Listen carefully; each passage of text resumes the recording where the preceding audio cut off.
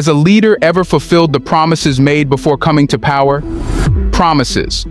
Politicians love them. The words spill out like honey, sweet and enticing, yet too often empty.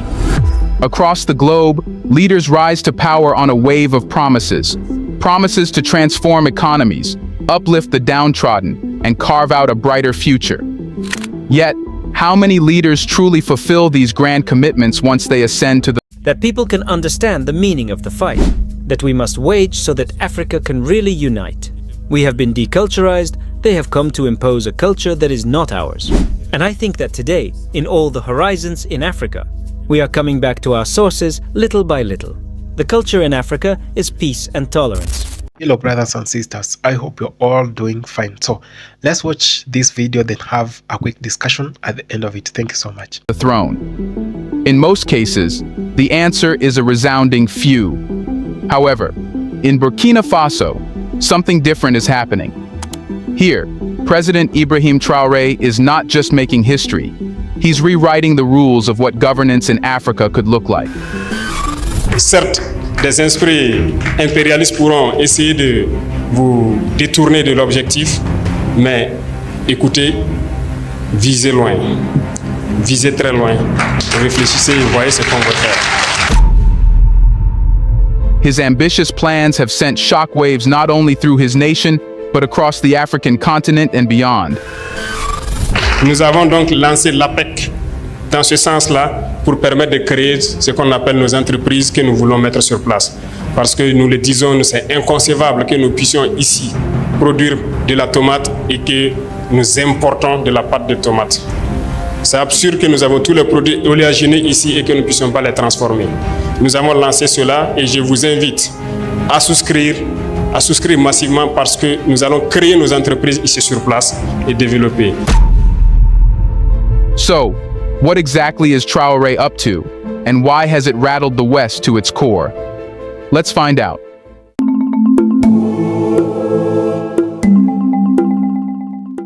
Burkina Faso, often overshadowed by its more prominent neighbors, is emerging as a beacon of progress in Africa, showcasing a series of groundbreaking initiatives that promise to transform the nation. These are not just plans for change, they are blueprints for a revolution that could redefine the future of Africa. From implementing free healthcare services and investing in nuclear energy, to revamping its infrastructure and revitalizing its cultural heritage, the government is making strategic moves that could set a new standard for development across the continent. But what do these ambitious projects mean for the people of Burkina Faso? And what are their broader implications for Africa? The first and perhaps most striking step is the introduction of free healthcare for all Burkinabe citizens. A bold promise? Absolutely. But what does free healthcare mean for Burkina Faso? And more importantly, can it be sustained? Burkina Faso's government has taken an audacious step by announcing a decree to provide free healthcare services to all citizens through the deployment of mobile clinics. This initiative, unveiled on July 25th, aims to reach every corner of the country, from bustling urban centers to the most remote and underserved villages. At its core, this plan reflects a fundamental shift in the government's approach to public health, an approach that views healthcare not as a commodity, but as a fundamental human right. The Free Healthcare Initiative is designed to provide essential services such as mammography and screenings for precancerous cervical lesions, directly targeting some of the most critical health issues faced by Burkinabe women. This is not just about healthcare. It is about bringing healthcare to the people, particularly those in remote areas who have historically been neglected by the system. The government's approach aligns with a broader vision of health equity, where access to medical services is a right, not a privilege. However, like any ambitious initiative, the success of this healthcare program will depend on several factors, including funding, logistical coordination, and the capacity of the healthcare workforce. The government must ensure that these mobile clinics are adequately equipped and staffed with trained healthcare professionals to provide quality services. Additionally, there is a need for continuous monitoring and evaluation to ensure that the healthcare services meet the population's needs and are delivered efficiently. Western critics argue that the plan is overly ambitious, given the logistical challenges and the country's limited resources. Deploying mobile clinics across diverse and sometimes inaccessible terrains presents a significant challenge. Moreover, maintaining these services in the long term requires sustained funding, which could strain the country's budget.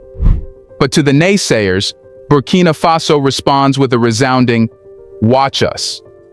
This initiative, they argue, is not just about providing services, it's about investing in human capital, building a healthier nation, and reducing the burden of preventable diseases.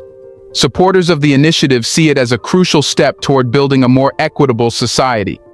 If successful, this program could serve as a model for other African nations grappling with similar healthcare access issues.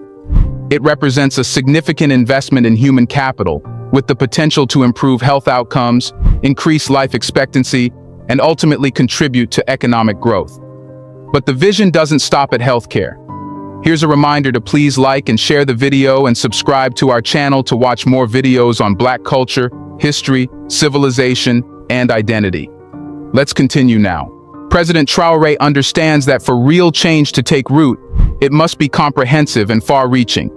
His government is keenly aware that health is just one part of the equation. To truly uplift the people of Burkina Faso and set a precedent for Africa, the nation must also address energy independence, economic diversification, and cultural revitalization. This multi-pronged strategy is what makes Burkina Faso's current trajectory so compelling and so threatening to traditional power structures. Beyond healthcare, Burkina Faso is making headlines for another reason: its daring foray into nuclear energy. In a continent where power shortages are as common as sunlight, Burkina Faso's decision to bet on nuclear energy is a bold, if not controversial, move. In a bold move towards energy independence, Burkina Faso is turning to nuclear energy as a solution to its recurring power crises. During the Russia-Africa Summit in 2023, the country's leaders expressed their intent to collaborate with Russia's Rosatom to build a nuclear power plant. But why has Burkina Faso decided to pursue nuclear energy, and what could this mean for the nation's future? Nuclear energy offers a promising opportunity for Burkina Faso to achieve energy independence, reduce its reliance on imported fossil fuels, and provide a stable power supply to support its growing economy. The establishment of the Banab Atomic Energy Agency signals the government's commitment to this vision. This agency is tasked with coordinating all efforts related to nuclear energy development, ensuring that the potential benefits extend beyond power generation to advancements in health, science, and industry. However, the decision to pursue nuclear energy is not without its challenges. Nuclear power plants are expensive to build and maintain, and they require a high level of technical expertise and regulatory oversight to operate safely. Moreover, there are concerns about the safe disposal of nuclear waste and the potential risks associated with nuclear accidents. The haunting specters of Chernobyl and Fukushima still linger in global memory, raising questions about whether a developing nation like Burkina Faso is prepared to handle such risks. But to President Traoré, this is a calculated risk.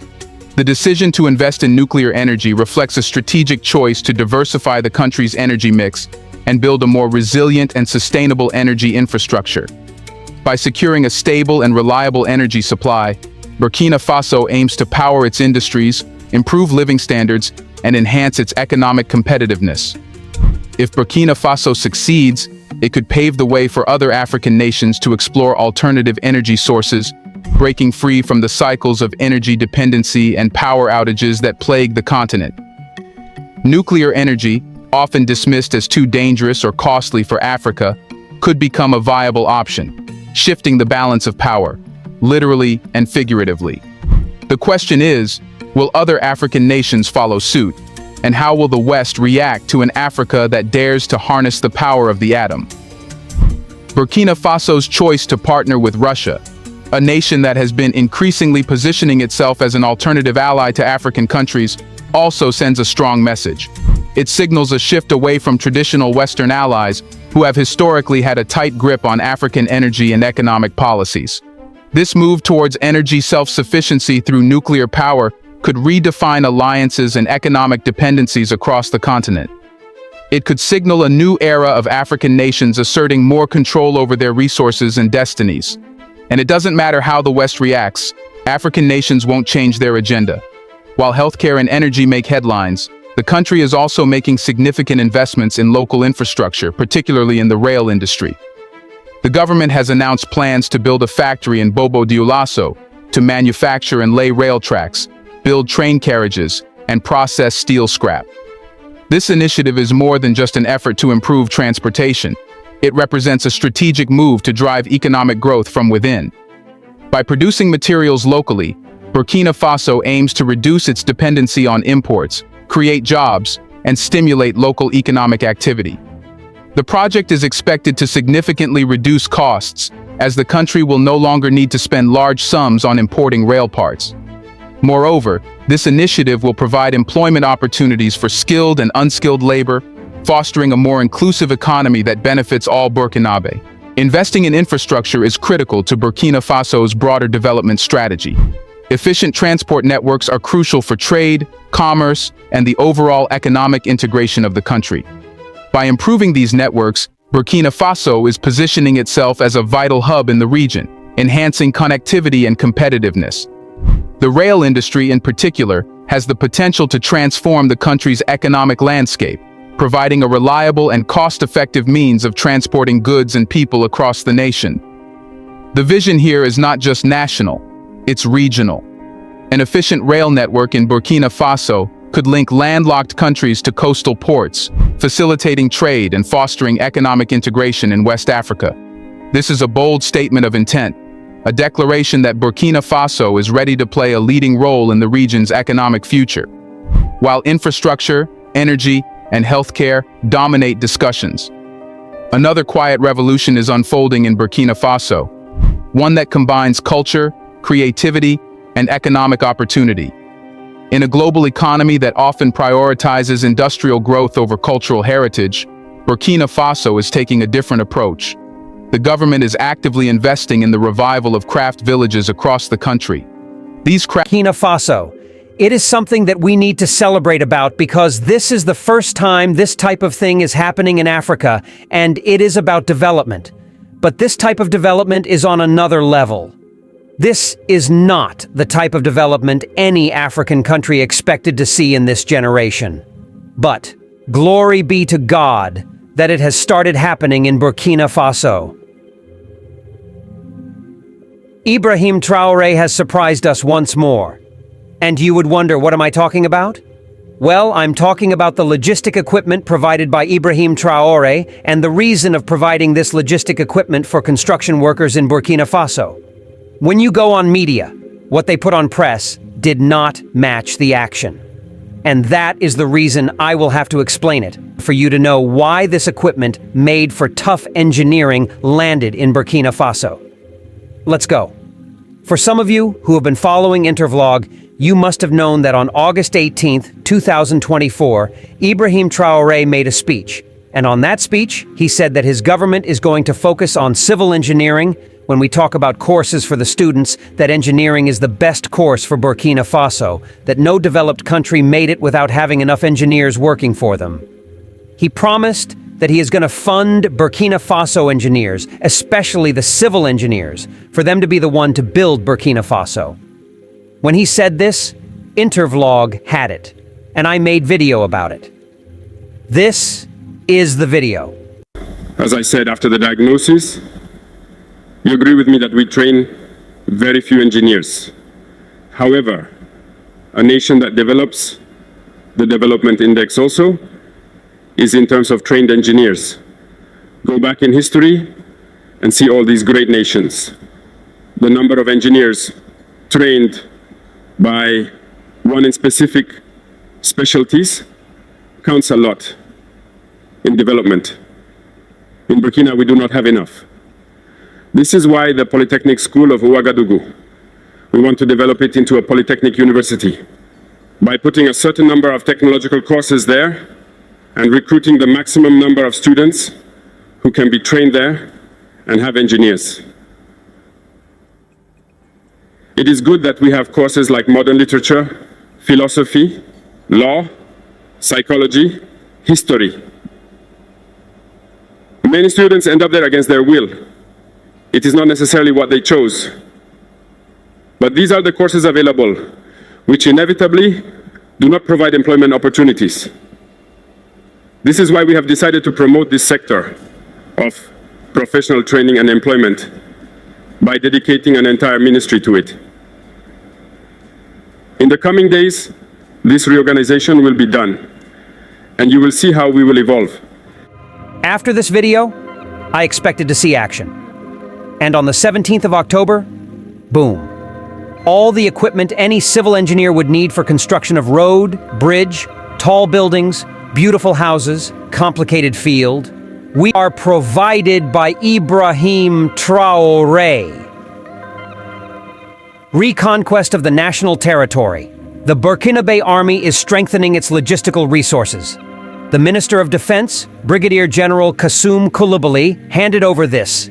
Thursday, October 17th, 2024, logistical transport equipment and military engineering construction equipment to the National Armed Forces.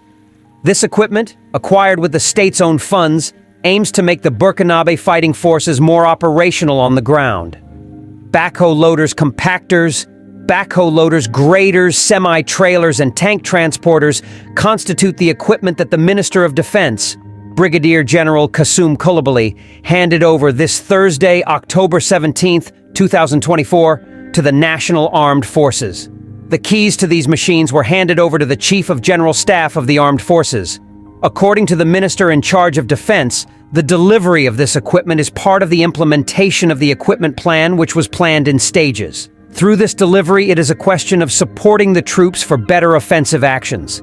We must also salute the efforts that are made by all Burkinabe and also on the national budget for the acquisition of these means so that the defense and security forces can be more operational on the ground, he said. He recalled that the equipment plan is done in phases and stages, and the will of the head of state is to ensure that the military, wherever he is, that he can live, move, and fight, and see the advantage of this equipment. The advantages of buying the right construction equipment for workers in Burkina Faso, especially under the leadership of President Ibrahim Traoré, who emphasizes the importance of local Burkinabe engineers building the country. Advantages of investing in the right construction equipment for local workers in Burkina Faso. In Burkina Faso, under the leadership of President Ibrahim Traoré, there has been a renewed focus on ensuring that Burkinabe professionals, especially local engineers, take the lead in the nation's development projects. This approach aligns with the vision of empowering local talent, fostering national pride, and building long-term economic resilience. In this context, equipping local construction workers with the right tools and machinery is essential to realizing these goals. Increased efficiency and productivity.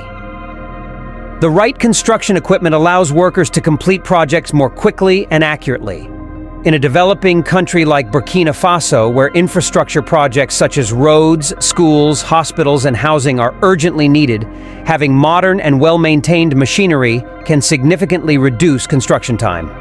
Efficient equipment enhances the capacity of the local workforce to meet deadlines, enabling the government to deliver essential services more rapidly.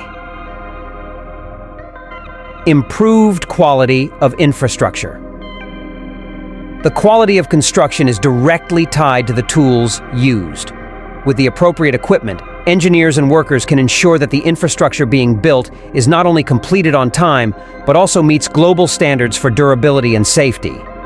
In Burkina Faso, where the climate and terrain can be challenging, high-quality equipment is essential to constructing buildings, roads, and bridges that will withstand both environmental stressors and the test of time. Enhanced safety for workers. Construction can be a dangerous job, particularly in developing countries where safety standards may not always be rigorously enforced. By investing in modern construction equipment that includes safety features, the risks to workers on construction sites are greatly reduced. In the long run, this leads to fewer accidents, lower medical costs, and a more motivated workforce.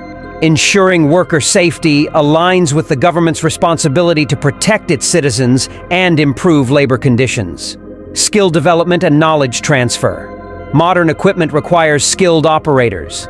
By equipping construction workers with advanced tools, there's an opportunity for significant skill development within the local workforce. Training workers to use modern machinery helps build a more technically capable workforce, which will be crucial as Burkina Faso continues to industrialize. This knowledge transfer strengthens the country's engineering and construction sectors, creating a long-term foundation for self-reliance in infrastructure development. Economic empowerment. When local construction firms and workers are adequately equipped, there is less need to outsource expertise or equipment from foreign companies. This keeps more money circulating within Burkina Faso's economy, benefiting local businesses and professionals.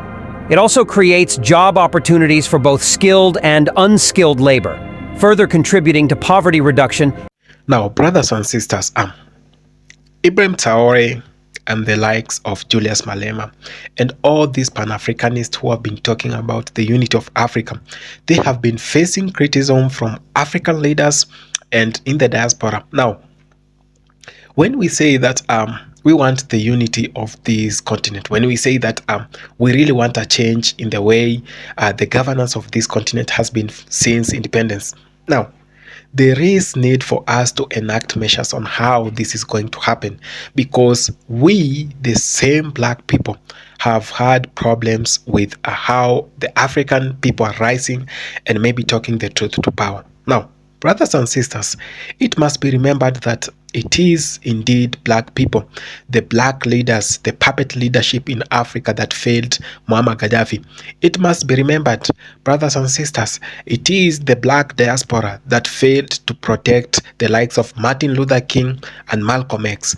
Now, when Malcolm X was talking about the unity of black folks in the diaspora and in the whole world, Malcolm X even made trips to Africa, several trips to Africa, trying to talk to those countries that had just gained independence on how they could unite and bring the children of Africa home, then work together to fail Babylon.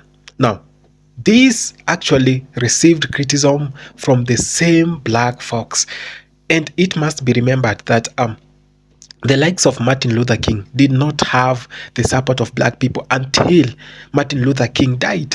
It's the same thing. Now, Louis Farrakhan has been facing criticism because of talking the truth. And you can see Christians, most Christians do not believe or have not been following whatever he's saying and been taking it seriously because he's a Muslim. Now, there is a problem, and we must address these problems as we, the black community, that the problem only began when we started dividing ourselves. And the enemy of a black man is a black man, and the black man have always failed to protect one of their own. We are seeing whatever Ibrahim Traoré has been doing in Burkina Faso, the development that Burkina Faso has made since Ibrahim Traoré came to power 2 years ago. Now, good things are happening, but no one wants to talk about that. People are talking about democracy. Now, you want us to talk about democracy. It is democracy that has led this continent to where we are. It is democracy that has led the division amongst black people. Now, the democracy you people talk about is whatever has killed this continent. It is the democracy they have used to actually continue stealing and exploiting this continent. Democracy has caused worst in Africa. It is democracy that has failed most of our countries, that people are dying and our mineral resources are being taken because we have democracy, that they have used democracy to install their own puppet leadership in Africa. And we still want to believe in the same democracy. Now, democracy has never worked. As a matter of fact, they do not have democracy in their countries. Why are they perpetuating that we have democracy? And why are black people crying about democracy? If democracy is killing those people who are talking the truth? Go to all these democratic countries. What happens? If you try to oppose the government, then the government comes after you. If it is democracy that has perpetuated and which has conditioned black people to suffer in the diaspora. It is this democracy that people follow, the rule of law, that has made so many other people in Africa to die because of bad leadership, because of corruption, because of high taxes, because of high unemployment rates, because of unaccountable public resources, and because of high crime rates that have been sponsored by these Western countries. So if you want us to talk about democracy, because so many people are talking about democracy, and they're saying how much democracy is not being followed in some parts of Africa. Now, let me tell you one thing. If the people of Burkina Faso, the people of the Sahel region, are actually rejoicing in having good leadership, they are singing praises to their leaders, they are actually every day they pray to God that their leaders have a good and long life. And you who is not in Burkina Faso is complaining about democracy. What democracy do you want? A democracy where the French government actually brings their puppet in Africa. They try to impose puppet leaders everywhere in Africa. Now that's democracy for you. Now, I'm not here to talk about the democracy you people have been talking about and so many other individuals. There is need for us to actually realize that Africa and in Burkina Faso things are working out. Now, I want to share this video because Ibrahim Traoré said no to French leadership. The French government is not in good terms with Ibrahim Traoré. 23 times they have tried to assassinate this man, but God has protected him. Allah has some good plans with Africa through Ibrahim Traoré.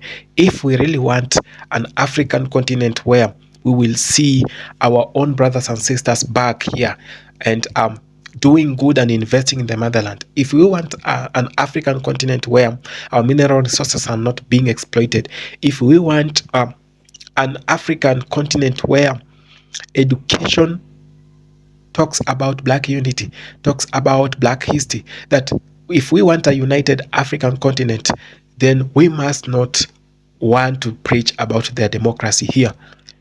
What has democracy done to the African diaspora group? What has democracy done to the black community in the diaspora?